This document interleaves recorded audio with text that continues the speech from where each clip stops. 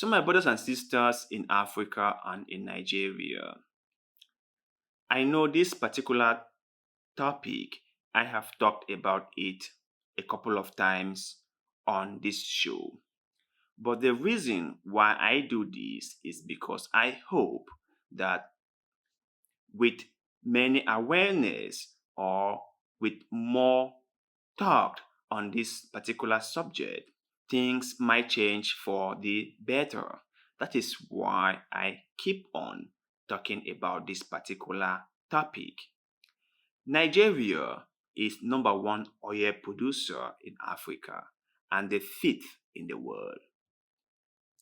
There are other oil producing nations like Saudi Arabia, Qatar, Kuwait, Bahrain, and even the UAE, that is United Arab Emirates. Those countries rely mostly on their oil productions, and you can see how far they have gone in developing their countries. The people are living happily. There are good roads. There are constant electricity. There is potable drinking water. And there is a better healthcare system. All these things, you hardly find them in Nigeria, even though Nigeria also has a lot of crude oil. Nigeria is a country of about 220 million people. They are the most populated country in Africa. They have a very huge market because of their population. The richest person in Africa is from Nigeria. Nigeria has a lot of very, very rich people. A lot of them. But how come Nigeria is the way it is? How come the common person in Nigeria can hardly find something to eat? How come the country doesn't have good drinking water? How come the country doesn't have constant electricity in the 21st century? How come there is insecurity in Nigeria? In fact, Nigeria is one of the most insecure places in Africa or insecure countries in Africa. There is kidnapping, there is highway robbery, and don't get me started with oil thievery. That one is like the order of the day. So you see, sometimes things are always good when they are in other places. But when it gets to Africa, it's a whole new story all over again. Yeah, it's a whole new story. Like people use oil to develop their countries. But when it comes to Africa, it's a total different story.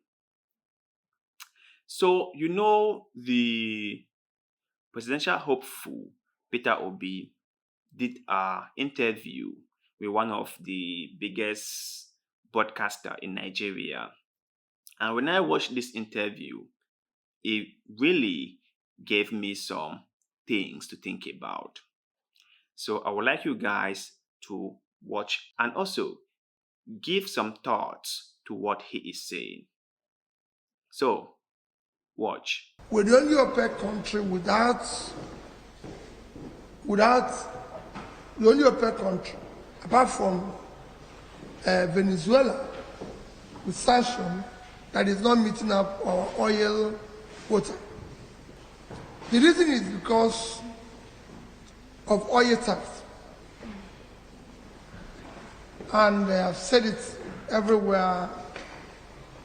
Oil in Nigeria is being stolen by people in government.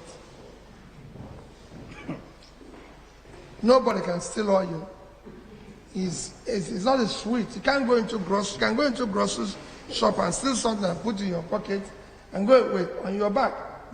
You can't steal oil like that. For you to steal oil, a ship has to come into your territorial waters, load the oil. And no ship can go into a nation's territorial waters without the approval of its navy. And you load it. For you to leave, you have to have approval.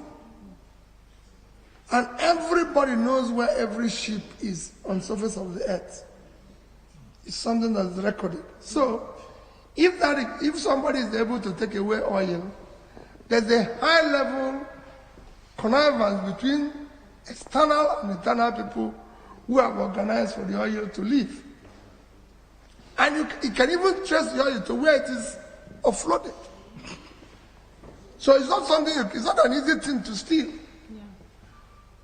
It can only be done officially. And that's it. And again, it's worrisome because if you take an amount of money that we're losing, when we need, again, look at our exchange rate, when we need every dime,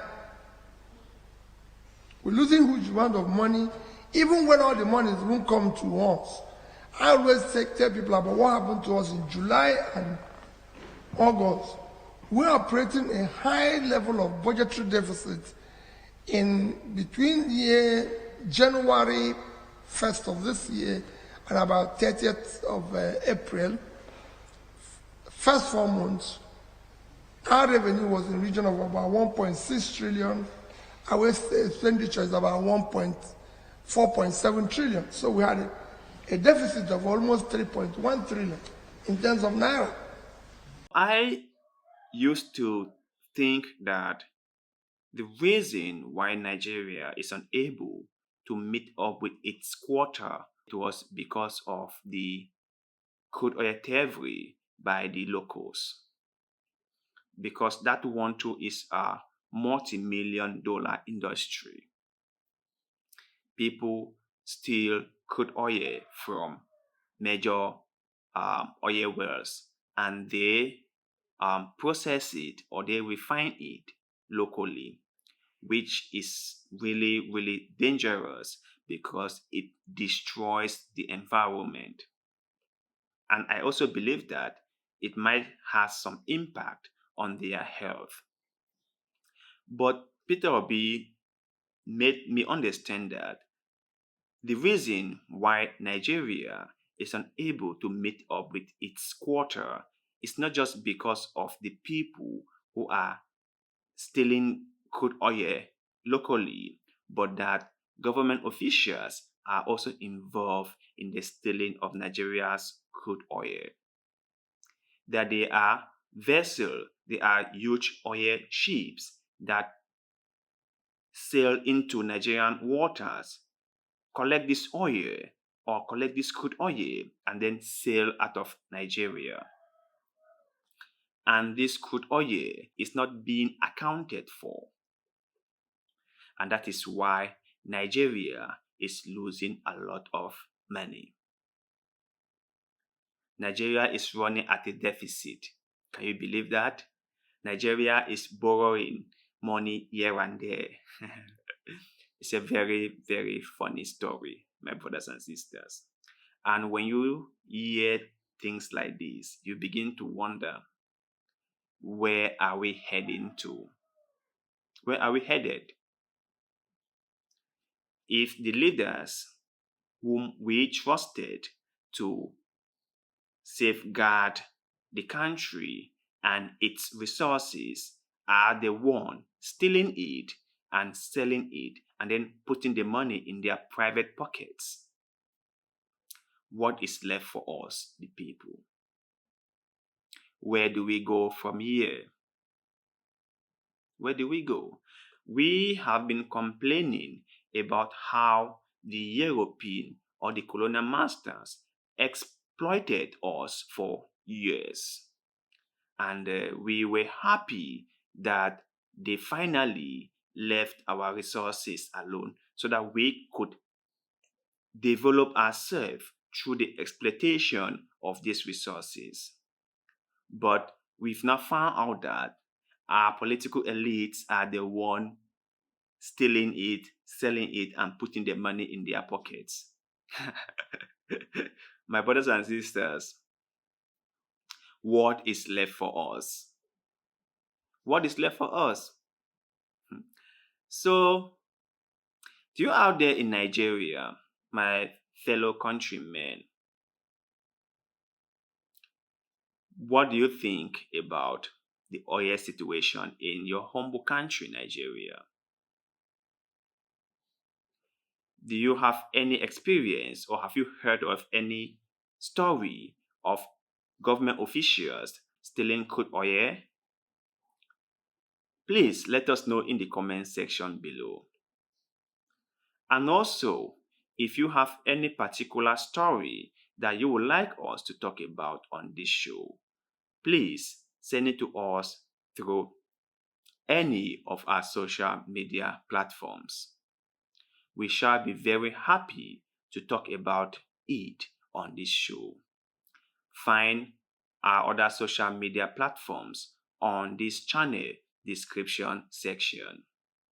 One more thing, you can also support us with $1 or more through the crowdfunding website Patreon or directly to us through our PayPal account. We shall appreciate any little thing that you send to us. Find our related links on how to donate or support us on this channel description section. Thank you very much for watching. And like always, see you in the next one. Bye.